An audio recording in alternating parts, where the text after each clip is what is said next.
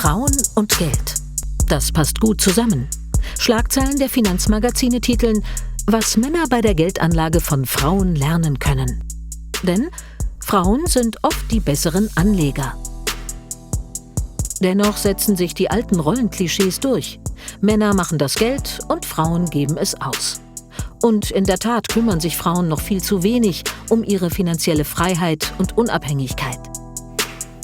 Claudia Müller ist Finanzcoach aus Frankfurt und erklärt, warum. Insgesamt steht es um die finanzielle Situation der Frauen eher schlecht. Wir Frauen haben im Schnitt deutlich weniger sowohl gesetzliche Rente als auch betriebliche Rente als auch die private Vorsorge. Und das sind alles 3 Säulen, die notwendig sind für die finanzielle Absicherung und die Altersvorsorge.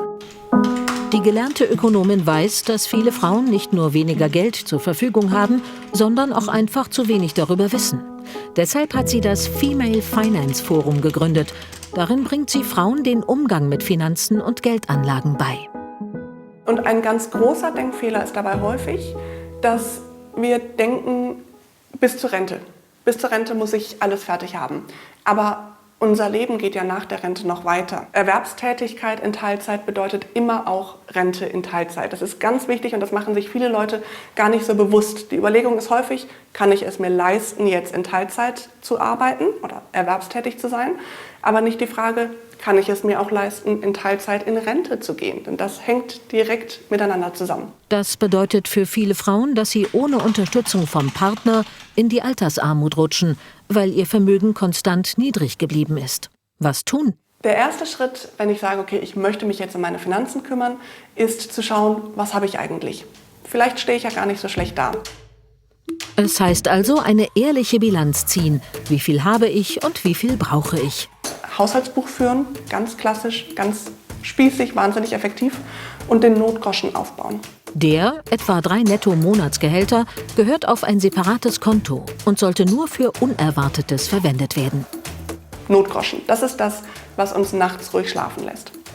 Doch damit ist es noch nicht getan. Wir müssen lernen, selber zum einen, wie wir besser mit unserem Geld umgehen und vor allem, wie wir aus diesem Geld dann mehr machen.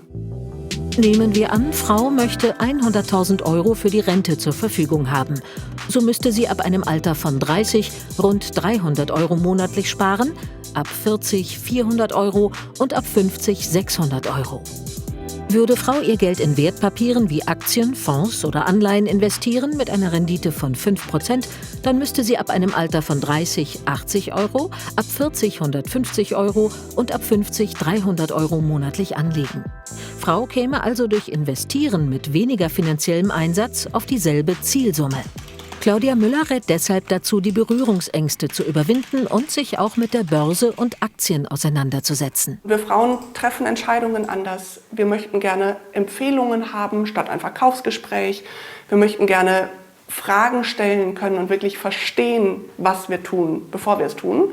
Und die Männer sagen, ja, habe ich noch nicht ganz verstanden, ich probiere einfach mal aus. Die Frauen sagen, habe ich noch nicht ganz verstanden, deswegen mache ich lieber gar nichts. Und das ist eine sehr gute Eigenschaft von uns Frauen, die uns tatsächlich langfristig zu den besseren Investorinnen macht, weil wir eben eine fundierte Strategie entwickeln und die dann auch umsetzen und dabei bleiben.